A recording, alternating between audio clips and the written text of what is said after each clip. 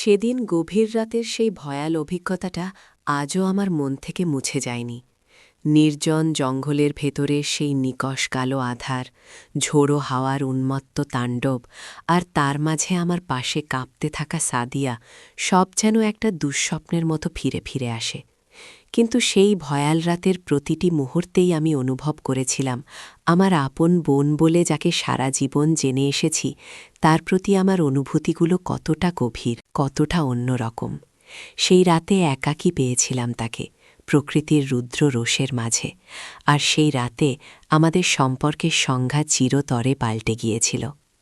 ল্যাবনি story চ্যানেলে আপনাদের সবাইকে স্বাগত।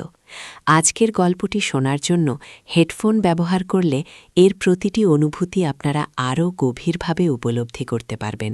আর এমন আরও হৃদয় ছুঁয়ে যাওয়া গল্প শুনতে চাইলে আমাদের চ্যানেলটি সাবস্ক্রাইব করে পাশে থাকবেন। আমাদের গল্পটি শুরু হয়েছিল ঢাকার এক ব্যস্ত ফ্ল্যাটে, যেখানে আমি, আরিফ, আমার মা বাবা আর আমার আপন খালাতো বোন সাদিয়া একসাথে থাকতাম। সাদিয়া ছোটবেলা থেকেই আমাদের সাথে বড় হয়েছে।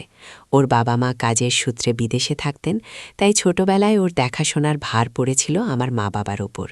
তখন থেকেই আমরা ভাই বোন স্কুল, কলেজ, এমনকি বিশ্ববিদ্যালয় পর্যন্ত একসাথে পড়েছি। আমাদের পাড়া প্রতিবেশী, আত্মীয় স্বজন সবার কাছেই আমরা ছিলাম আরিফ ভাই আর সাদিয়া বোন। এই সম্পর্কটা এত স্বাভাবিক ছিল যে কখনো এর বাইরে কিছু ভাবার অবকাশ ছিল না। কিন্তু সময়ের সাথে সাথে আমার ভেতরে এক অদ্ভুত পরিবর্তন আসতে শুরু করে। সাদিয়া যখন কলেজে উঠল, তখন থেকেই ওর চেহারায় এক ভিন্ন লাবণ্য ফুটে উঠল। লম্বা গড়ন, কালো কোকড়া চুল আর একজোড়া মায়াবী চোখ। ওর হাসিটা ছিল ভীষণ মিষ্টি, যেন এক ঝলক তাজা বাতাসের মতো। আমি লক্ষ্য করতাম ক্লাসের অন্য ছেলেরা ওর দিকে কেমন মুগ্ধ দৃষ্টিতে তাকিয়ে থাকত। আমার ভেতরে এক অজানা অস্বস্তি শুরু হলো। কেউ ওর সাথে বেশি কথা বললে, ওর দিকে তাকিয়ে থাকলে আমার কেমন যেন রাগ লাগত। আমি নিজেকে বোঝাতাম এটা হয়তো বড় ভাইয়ের সহজাত অনুভূতি, বোনের প্রতি অধিকারবোধ। কিন্তু আমার মন জানত অনুভূতিটা তার থেকেও গভীর কিছু। রাতে যখন আমি আমার পড়ার টেবিলে বসতাম, প্রায়শই আমার চোখ চলে যেত সাদিয়ার ঘরের দিকে। ওর ঘরের আলো জ্বলছে, হয়তো ও পড়ছে কিংবা ফোনে কথা বলছে। আমার ইচ্ছে করত ওর সাথে গিয়ে গল্প করি, কিন্তু সেই ভাই বোনের সম্পর্কটা যেন একটা অদৃশ্য দেয়াল তুলে রাখত আমাদের মাঝে। আমি জানতাম এই অনুভূতিটা প্রকাশ করা ঠিক নয়। আমাদের সমাজে এমন সম্পর্ককে কেউ মেনে নেবে না। আমাদের পরিবার, আত্মীয় স্বজন সবাই আমাকে ছিছি করবে। তাই আমি আমার মনের ভেতরে এই গোপন প্রেমকে গভীর এক অন্ধকূপে লুকিয়ে রেখেছিলাম। সাদিয়াও কি কিছু বুঝত? আমি নিশ্চিত ছিলাম না। তবে মাঝে মাঝে ওর চোখেও আমি এক ধরনের জিজ্ঞাসা দেখেছি। যখন আমি অন্য কোনো মেয়ের সাথে কথা বলতাম বা বন্ধুরা আমাকে অন্য মেয়ের সাথে জড়ালে, ও কেমন যেন চুপ হয়ে যেত। ওর মুখে এক ধরনের বিষণ্ণতা নেমে আসত, যা আমি স্পষ্ট বুঝতে পারতাম। একদিন আমি মজা করে ওকে বলেছিলাম, কিরে সাদিয়া, তোর কি আমার বিয়েতে হিংসা হচ্ছে নাকি? ও তখন মুচকি হেসে বলেছিল, ধুর, তোমার বিয়ে হলে তো আমিই সবচেয়ে খুশি হব। ভাবছি তোমার বউকে কিভাবে জ্বালাবো। ওর কথায় এক ধরনের কৃত্রিম আনন্দ ছিল, যা আমার চোখ এড়ায়নি। আমাদের বয়স বাড়ার সাথে সাথে, বিশেষ করে সাদিয়া যখন বিশ্ববিদ্যালয় শেষ করে চাকরির প্রস্তুতি নিচ্ছিল, তখন ওর বিয়ের প্রসঙ্গটা পরিবারে বেশ জোরে সরে উঠল। ওর বাবা মা বিদেশ থেকে ফিরে এসে বেশ কয়েকটি ভালো সম্বন্ধ নিয়ে এলেন। আমার মা বাবাও সাদিয়াকে নিজের মেয়ের মতোই দেখতেন, তাই তারাও খুব আগ্রহ নিয়ে পাত্র দেখছিলেন। আমি এই সব কথা শুনতাম, আর আমার বুকের ভেতরটা মোচড় দিয়ে উঠত। মনে হতো আমার পৃথিবীটা যেন দুটুকরো হয়ে যাচ্ছে। সাদিয়াকে অন্য কারো সাথে কল্পনা করা আমার জন্য অসম্ভব ছিল। একদিন সন্ধ্যায় সাদিয়া আমার ঘরে এসে বসল। ওর হাতে একটা বিয়ের কার্ড। ওর জন্য আসা একটা নতুন প্রস্তাব। পাত্র বেশ সম্ভ্রান্ত পরিবারের ছেলে, বিদেশে থাকে। সাদিয়া কার্ডটা আমার দিকে বাড়িয়ে দিয়ে বলল, দেখো তো ভাইয়া, ছেলেটা কেমন? আমি কার্ডটা হাতে নিয়ে দেখলাম। ছবিটা বেশ সুদর্শন এক ছেলের। আমার হাতটা কাঁপছিল। আমি কার্ডটা টেবিলে রেখে জোর করে একটা হাসি মুখে এনে বললাম, বাহ, দারুণ তো, ছেলে দেখতেও বেশ স্মার্ট। তোর পছন্দ হয়েছে? সাদিয়া তখন মাথা নিচু করে বলল, আমার পছন্দ অপছন্দ দিয়ে কি হবে, মা বাবার পছন্দই আসল। ওর গলায় এক ধরনের বিষণ্ণতা ছিল, যা আমার কানে বাজছিল। আমি তখন সাহস করে বললাম, তুই যদি খুশি না হোস, তাহলে জোর করে কিছু করার দরকার নেই। সাদিয়া আমার দিকে তাকিয়ে বলল, আমি জানি না ভাইয়া, আমি কি চাই। সেই রাতে আমি ঘুমাতে পারিনি। আমার ভেতরে এক তীব্র ঝড় উঠেছিল। ঠিক সে সময়ই আমাদের গ্রামের বাড়িতে এক দুঃসংবাদ এলো। আমার দাদি খুব অসুস্থ, অবস্থা বেশ খারাপ। মা বাবা তড়িঘড়ি করে গ্রামের বাড়ি যাওয়ার প্রস্তুতি নিলেন। কিন্তু আমার বিশ্ববিদ্যালয়ের একটি গুরুত্বপূর্ণ পরীক্ষা চলছিল, তাই আমি যেতে পারছিলাম না। সাদিয়া ওর মায়ের সাথে ঢাকাতেই ছিল। ওর মা একটি সেমিনারে যোগ দিতে এসেছিলেন। মা বাবা বললেন, তুই আর সাদিয়াও চলে আয়, দাদির এই অবস্থায় তোরা পাশে থাকলে ভালো লাগবে। আমার পরীক্ষা শেষ হতে আরও 2 দিন বাকি ছিল, তাই ঠিক হল পরীক্ষা শেষ করে আমি আর সাদিয়া একসাথে যাব। 2 দিন পর আমার পরীক্ষা শেষ হল। আমরা গ্রামের বাড়ির উদ্দেশ্যে রওনা দিলাম। আমাদের গ্রামের বাড়িটা ছিল সিলেট বিভাগের এক প্রত্যন্ত অঞ্চলে, যেখানে যেতে হলে বাস থেকে নেমে অনেকটা পথ হেঁটে যেতে হতো, অথবা ছোট ছোট চাঁদের গাড়ি বা সিএনজি নিতে হতো। সেদিন আকাশটা সকাল থেকেই মেঘলা ছিল, যেন প্রকৃতিও কোনো অশুভ কিছুর পূর্বাভাস দিচ্ছিল। আমরা বাসস্ট্যান্ডে পৌঁছে দেখলাম সিলেটের দিকে যে বাসটা যায় সেটা প্রায় ভর্তি। আমরা কোনো মতে 2টো সিট জোগাড় করে বসলাম। সাদিয়া জানালার পাশে বসেছিল আর আমি ওর পাশে। সাদিয়াকে এত কাছ থেকে বসে থাকতে দেখে আমার ভেতরে এক অদ্ভুত অনুভূতি হচ্ছিল। ওর চুল থেকে হালকা শ্যাম্পুর গন্ধ আসছিল, যা আমাকে ভীষণভাবে টানছিল। আমি বারবার আর চোখে ওর দিকে তাকাচ্ছিলাম। ও হয়তো আমার মনের অবস্থা বুঝতে পারছিল না। ও তখন বাইরের প্রাকৃতিক দৃশ্য দেখছিল, আর মাঝে মাঝে আমার দিকে ফিরে কিছু বলছিল। আমি শুধু ওর কথা শুনছিলাম আর ওর মুখটা দেখছিলাম। সন্ধ্যা নামার আগেই আমরা একটা ছোট শহরে এসে পৌঁছলাম, যেখানে বাস থেকে নেমে আমাদের অন্য একটা গাড়িতে উঠতে হতো গ্রামের দিকে যাওয়ার জন্য। কিন্তু সেদিন ছিল হরতাল, সব গাড়ি বন্ধ। আমরা দুজন বাস স্ট্যান্ডে বসে পড়লাম। চারপাশে তখন অন্ধকার নামতে শুরু করেছে, দোকানপাট সব বন্ধ হয়ে যাচ্ছে। আমরা ভীষণ চিন্তায় পড়ে গেলাম। দাদি অসুস্থ আর আমরা এখানে আটকা পড়েছি। হঠাৎ একজন সিএনজি চালক আমাদের কাছে এসে বলল, ভাইয়া, আপনারা কোথায় যাবেন? আমি আপনাদের পৌঁছে দিতে পারব। আমরা তো মহা খুশি, কিন্তু চালক বলল, হরতালের কারণে প্রধান রাস্তাগুলো বন্ধ, আমাকে গ্রামের ভেতর দিয়ে ঘুরে যেতে হবে। রাস্তাটা খুবই খারাপ আর অনেকটা জঙ্গলের মতো। আমরা তখনও বুঝিনি সেদিনের সেই সিদ্ধান্ত আমাদের জীবনের সবচেয়ে বড় নাটকীয় মুহূর্তের জন্ম দেবে। আমরা রাজি রয়ে গেলাম। সিএনজিটা খুব দ্রুত গতিতে ছুটতে শুরু করল। শহরের আলো পেছনে ফেলে আমরা দ্রুত আধারের দিকে এগিয়ে যাচ্ছিলাম। কিছুক্ষণ চলার পরই সিএনজিটা একটা সরু কাঁচা রাস্তায় ঢুকে পড়ল। রাস্তার দুপাশে ঘন জঙ্গল, উঁচু উঁচু গাছপালা আর ঝোপঝাড়।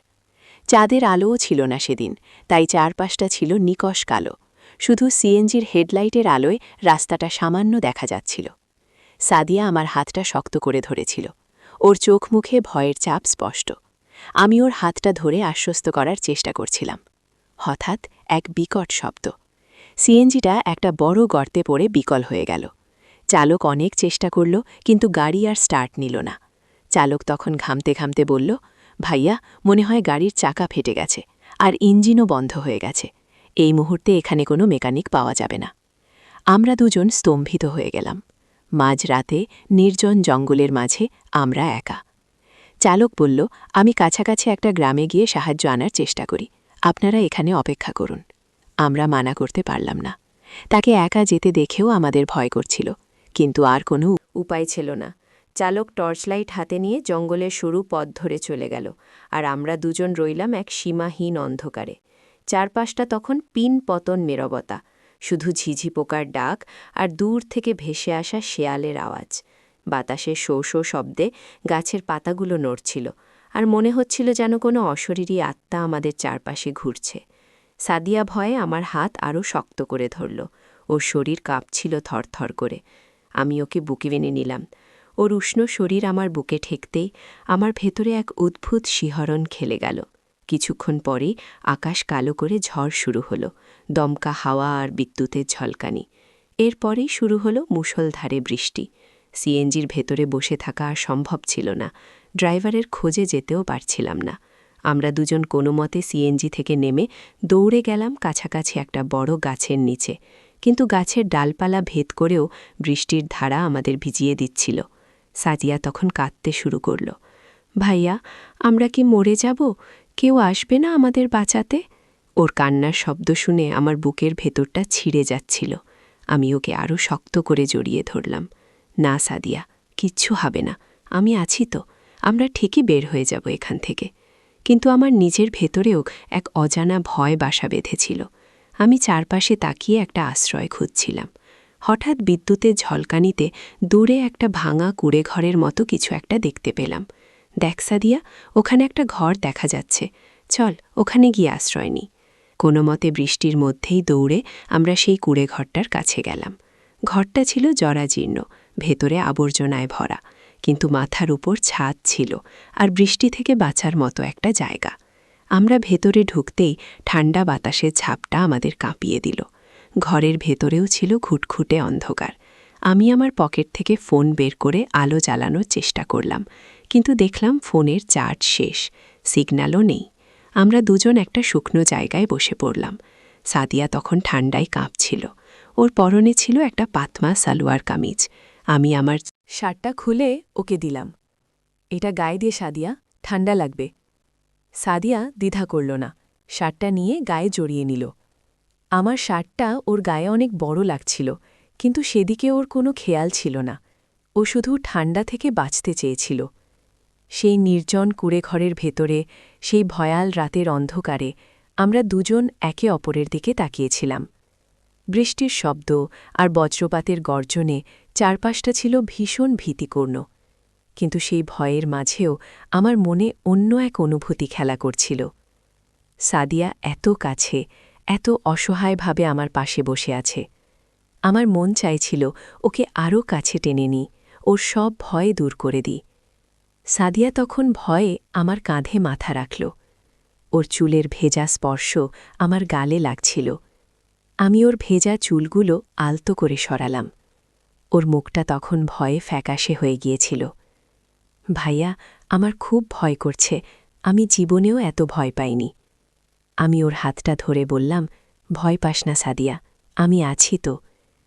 সেই মুহূর্তে আমাদের মাঝে আর ভাই বোনের কোনো সম্পর্ক ছিল না, ছিল শুধু দুজন অসহায় মানুষ, প্রকৃতির রুদ্র রোষের মুখে একে অপরের আশ্রয়।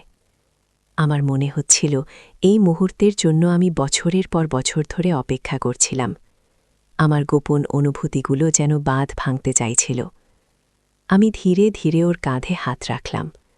ওর শরীরটা তখনও কাঁপছিল। সাদিয়া, আমি ডাকলাম। ও আমার দিকে তাকালো, ওর চোখে তখন জল। কি ভাইয়া? আমার গলা দিয়ে কথা বের হচ্ছিল না। আমি অনেকক্ষণ চুপ করে ওর চোখের দিকে তাকিয়ে রইলাম। ওর ভেতরের ভয়, ওর অসহায়তা, সব মিলিয়ে আমার ভেতরের ভালোবাসাটা যেন এক বাঁধ ভাঙা নদীর মতো বেরিয়ে আসতে চাইছিল। সাদিয়া, আমি আবার বললাম, আমি তোকে হারানোটা কল্পনাও করতে পারি না। ও আমার কথা শুনে অবাক হয়ে তাকিয়ে রইল। হারানো মানে? আমি তো কোথাও যাচ্ছি না। যাবি তো, তোর বিয়ে হয়ে যাবে। আমি কথাটা বলতে গিয়েও যেন হোঁচট খাচ্ছিলাম। সাদিয়া চুপ হয়ে গেল। ওর চোখ দুটো ছলছল করছিল।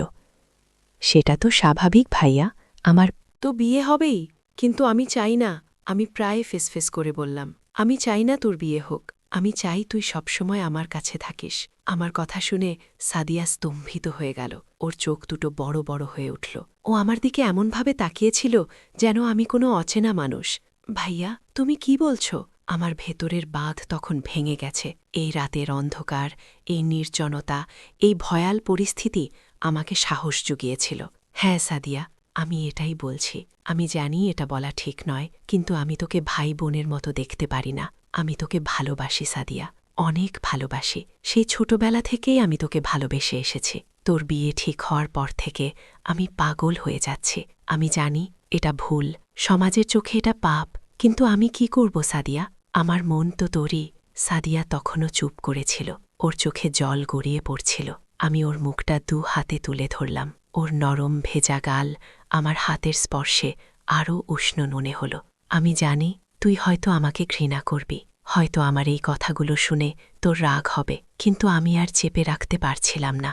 এই জঙ্গলে, এই মৃত্যুর মুখে দাঁড়িয়েও আমি শুধু তোর কথাই ভাবছি। সাদিয়া তখন আমার দিকে তাকিয়ে ফেসফেস করে বলল, তুমি কি সত্যি বলছো ভাইয়া? হ্যাঁ সাদিয়া, আমি সত্যি বলছি। আমি তোকে ছাড়া বাঁচতে পারবো না। ওর চোখ থেকে টপ টপ করে জল পড়ছে, কিন্তু সেই জলের সাথে যেন এক ধরনের স্বস্তিও ছিল।